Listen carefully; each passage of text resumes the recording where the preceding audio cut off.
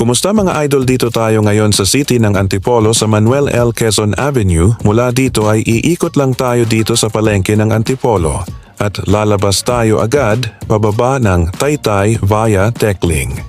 Okay, uulitin ko po.